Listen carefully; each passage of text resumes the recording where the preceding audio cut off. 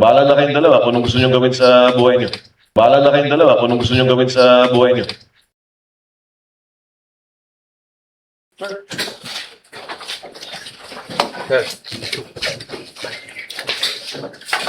Para mic test ka ba?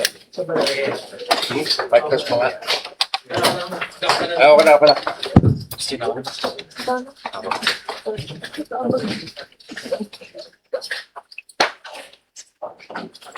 Good afternoon to our media partners. Good afternoon. Ladies and gentlemen, may we hear from our NAPOLCOM Commissioner, Rafael Vicente R. Calinisan, for his statement. Sir. Advice. We are joined here today by the snappy Station Commander, Police Lieutenant Colonel Saligumba, who has thoroughly investigated this case. Thank you, Colonel Saligumba. Also with us is the snappy Police Lieutenant Nogoy. Thank you for investigating this case thoroughly. I'm also flanked by two policemen.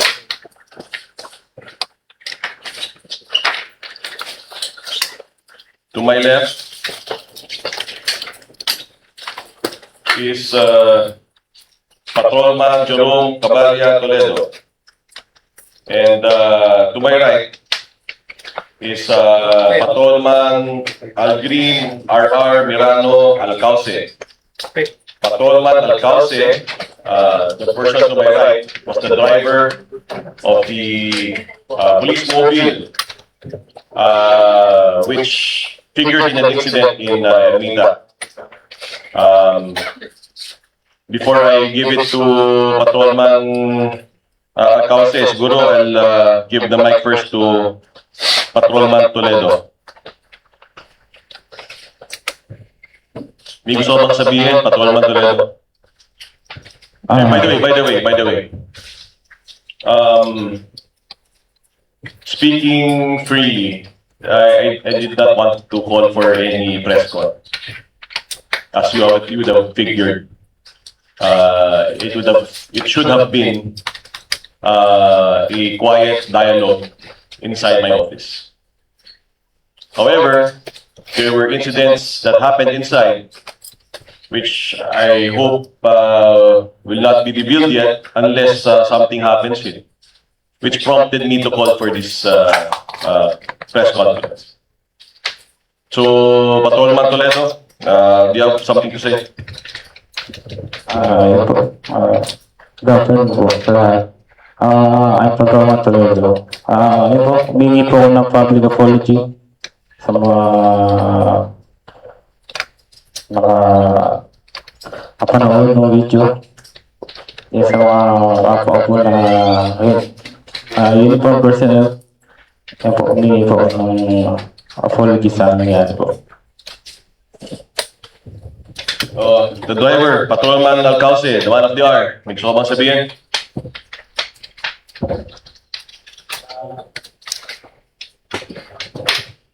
Gandang hapon po sa lahat. Unang-una po, humingi po kami ng pasensya sa nangyari po. Lalong-lalo na po sa kay Sir Calinisan po, sa Station Commander at sa PCP Commander po, at sa taong bayan din po at sa mga kapwa ko po pulis na naging masama po ang tingin sa amin. Humingi po ako ng pasensya po.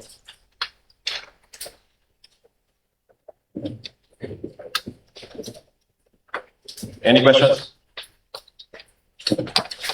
Now we open the floor for question. First, let's begin with Mr. Mark Salazar from GMA. Commissioner, it's an admission. Hindi na ho ba, wala na yung nasiraan ng sasakyan, ng mga ganung excuse? Saan mo narinig yung nasiraan yung sasakyan? Yun ang kanilang alibay. Sinabi kanina ni Hepe. That's what they said, no? During the investigation. So, wala na ho lahat yun. This is finished. Inamin na nila yung nangyari. Yung let's put it this way. Hirap naman ang pwesto ko dito. I didn't want to call for a press con. I just wanted to talk with him. The reason I called for a press con was this guy lied to me. The guy to my right lied to me and said nasiraan sila sa Ermita. And I was extremely offended with that statement. That was a complete lie. And I will not take it from a policeman, the lowest ranking mamal, the patrolman, lying to the commissioner of the National Police Commission. So that's why we're here. I wanted to see what they will really say to the general public. Because the public does not need to be lied to. We don't deserve lies. I don't deserve to be lied to. This is the National Police Commission. So they chose their paths. I apologize to our men in uniform if you feel that this is too harsh. But this has to be done. We have to give a very strong statement against erring cops. Na you will not get away with it. It's also a strong statement to the general public na pwede po kayong lumapit sa National Police Commission. The reason why I'm extremely angry, totoo lang kanina, was ginagawa na natin lahat para proteksyonan ang uniforme ng pulis. Paulit-ulit ako eh. Nanay at tatay ko parehong pulis. Wore that uniform many years ago. Many died wearing that uniform. Maraming mabubuting pulis. Halos lahat mabubuting pulis. Tapos sisirain lang ng ilan. Dahil sa kung anumang kapritsyo. And I cannot stand that. So here we are right now. We are in this scenario. So they chose their paths. They chose their destinies today. They wanted to say something to the public. So maybe this is their change of heart. But let it be known that NAPOLCOM will not be lied to. And we should earn the trust of the Filipino people. So this is the whole exercise here right now. So ayun. So I actually have the affidavit that nasiraan daw sila. I didn't want to show it a while ago. Pero yun pala, sinabi niya pala sa press con na nasiraan ng kotse, nasiraan ng mobile. Hindi naman tayo pinanganak kahapon na maniniwala tayo na nasiraan sa kotse. Kaya hindi sila umabante. Diba? I felt very insulted a while ago. That's why I texted one of your colleagues here. I actually said to General Tuan, there's no press con. No one knew about this meeting. Yeah.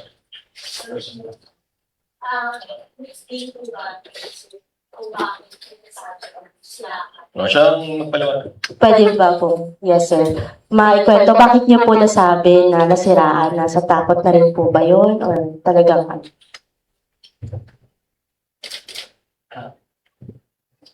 Humingi na lang po ako ng pasensya ma'am sa mga nangyari po. What will happen to them, Kong? Naputo lang. Ano ang haharapin nila na penalty?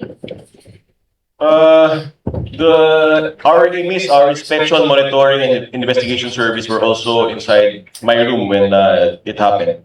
We cannot not file cases. Klaro eh. Di ba? If a picture paints 1,000 words, that's 10,000 words using that video.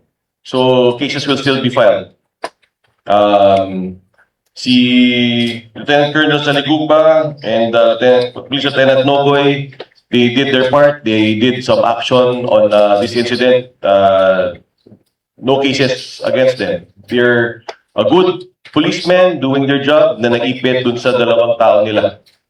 So we have empathy. We understand what happened. So we're here to just lend support to this moment. Pero as to the two, they will be facing admin cases. we will continue to file admin cases. Let us see where it will go. So, bukod doon sa incident doon sa Ermita, we have a perjured affidavit. I'm still thinking whether or not I should file cases also because they lied to my face. Extremely insulting. A patrolman lying to a commissioner of the National Police Commission. Thank you. May we now call Ms. Karen de Guzman from ABS-CBN.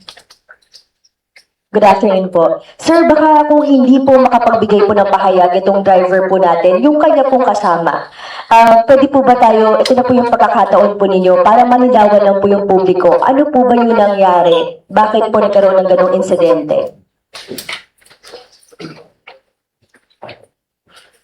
Yung po, like po sa sinabi ng kawati ko, mingi po kami ng pasensya. Okay. So, ibig sabihin po ba nito, Commissioner, idadaan na lang po sa investigation, kaya ayaw na lang po nila magbigay ng pahayag?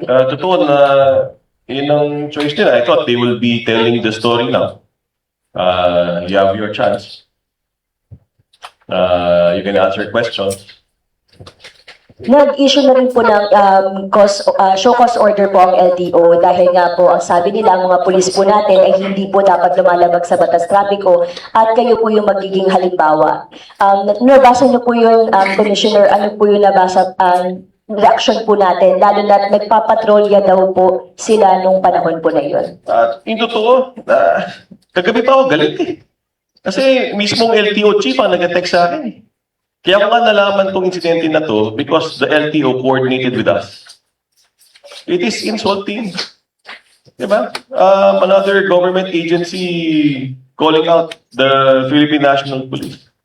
So I was having a heart-to-heart talk with them na huwag natin sirain yung uniforme ng police. Do not destroy the good image of our police.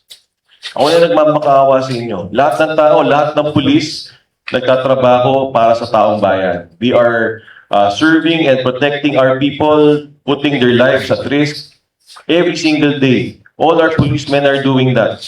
Itong NAPOLCOM doing all for your morale and welfare. And here you are, stopping in Ermita, trying to flex against a fellow motorist. For what? For ego? I think that's the silliest reason. Diba? So, yun nga, I learned about it through the LTO chief personally, yes, last night. And I was deeply bothered. Hence this action. Pero, yeah, the LTO chief needs to do what he needs to do. The NAPOLCOM needs to do what it needs to do. So, bahala na kayong dalawa kung anong gusto nyo gawin sa buhay nyo. Commissioner, nakipag-ugnayan na po ba sa inyo yung mga sakay po ng sasakyan na involved? Hindi pa po. But this is a motu proprio investigation, meaning we ordered the investigation of these cops. And obviously, we're sparing the two officers here because they did their jobs in investigating this incident. Last na lang po on my end. Commissioner, paano po natin nasabi na nagsisinungaling po yung dalawa? Kung nagbigay po sila ng statement nga po nila? Or dahil malinaw po ba dun sa video? Una, common sense naman, klaro-klaro naman yung video. Kahit naman siguro grade 1, alam na yung nangyari sa video na yun. Pangalawa, they told me straight. And again, I'm getting angry again. You don't like the feeling to be lied to. No one wants that. Especially if you're in the National Police Commission, trying to just simply do your job and governing our policemen who are doing their jobs well. Diba? Tapos makisinungaling lang ang patrolman sa harapan mo, talaga magagalit ka. Okay? Kaya tayo nandito. So, let them, they wanted to share something to all of you and yung palang sharing nila, maikli. And so be it. Thank you. Next, may we call Mr. Glenn Wego from DCWD. Ano po yung status mo nila for now? At saka, and bukod sa ano magiging status nila, ano yung pinakamabigat? By lying, yung pinagit mo kanina, you were insulted. Anong pinakamabigat na parusang makaharap suspension o pwede ba sila matanggal sa service? Yung totoo, yes eh. Choose your battle. Choose your matter. The Ermita incident, the perjured affidavit, or lying to the National Police Commission. Choose your incident. Hindi ko na alam eh. Ito lang, kaya nga, these are, actually, in fairness, Patrolman Toledo was very honest, however. He was honest. I can't say the same for the other one. So, ayun. Kaya totoo lang, umusok pa yung ulo ko eh. But this is how it is. Sir, would you want to, sorry to tell the story kung ano pa yung sinabi nila sa'yo? Kung pwede lang naman. Patrolman Toledo, may pagkakataon ka pa.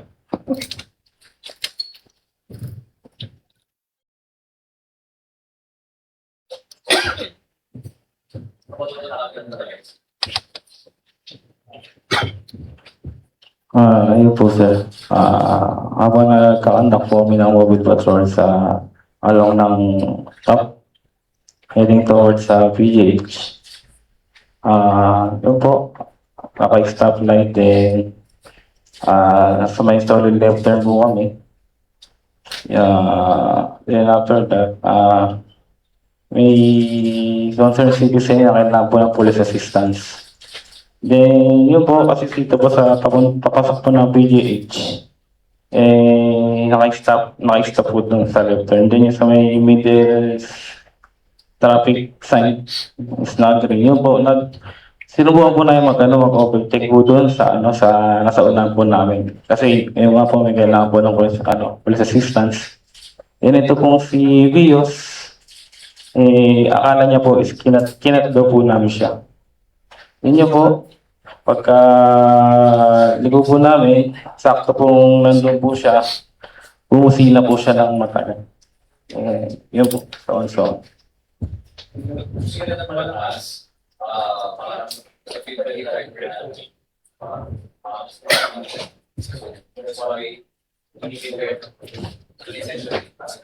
Tumingin po kami, then nag-giveaway po kami sa kanya. Pero doon po sa video, kita po is traffic light na lumaban po kayo doon kahit nakagusok po. Hindi. Nag-giveaway po kami, then inantay niya po kami sa may gitna. Then nagsabay po kami doon. Yun po.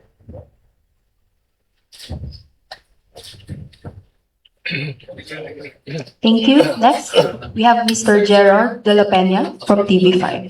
Good afternoon po. Kay Patrolman Toledo, given all ito pong mga nangyayari ngayon, how are you two feeling po? Ano po nararamdaman po ninyo ngayon? Ayun po, hintayin lang po namin kung ano po yung magiging investigation po ng ano po. For Commissioner, siguro po para sa information din ng public, ano po ba yung tamang behavior po ng mga mobile patrol po sa kalye? Of course, you will not do that. Patrol nga eh. So, patrol tayo, di ba? Hanapin natin kung may, just make sure we maintain peace and order, everything is okay. But you will not stop and have a petty quarrel with a motorist just because napasinahan ka. So petty. Uncalled for, unethical, not right. Siguro, courtesies also to police mobiles. Dapat binibigyan natin ng ganong courtesies ang police mobile. Pero, assuming na napasinahan ka na, huwag nang patulan. Diba? Ano ba naman yung magpakumbaba tayo? Kaya nga tayo public servant eh. Papakumbaba tayo, tapos papatulan natin ng ganyan. Totally wrong.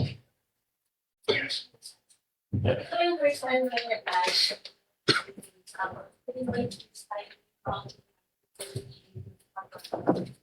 Sa bansa. Totoo. Unbelievable that a patrolman is lying to a commissioner. First time ko ma-experience. I repeat, it was supposed to be a quiet, simple, closed-door dialogue. That's that. It led to this point.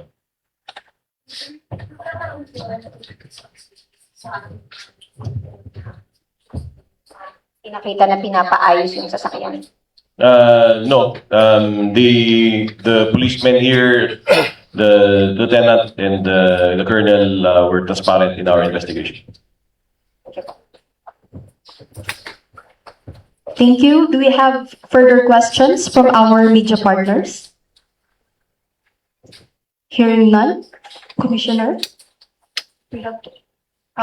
We'd like to invite Commissioner Calinisan for his closing statement, sir. Humingi ako ng pag-unawa sa ating mga kapulisan. This incident should not have happened. Pero sa lahat ng mabubuting pulis, ginagawa ko ito para sa inyo. Hindi dapat sirain at irakan ang imahe ng mabubuting pulis ng ilang bugok na pulis. We will not allow that. And the NAPOLCOM has made that clear 10,000 times that we will not allow that to happen. Not on my watch. Sa taong bayan, makasiguro po kayo na ang pulis po natin ay maayos, matino, mapagkakatiwalaan. I pledge that. That is the promise of the National Police Commission. We trust our policemen. The NAPOLCOM trusts our policemen. We should all trust our policemen. Pero sa mga pagkakataon na merong mga mapangkapusong pulis, andito po ang National Police Commission, ang pulis ng pulis. Maaari po kayong magsumbong po sa amin ng inyong mga hinahing at reklamo at kami po ay a-action. Maraming salamat po. Thank you very much. That concludes today's briefing.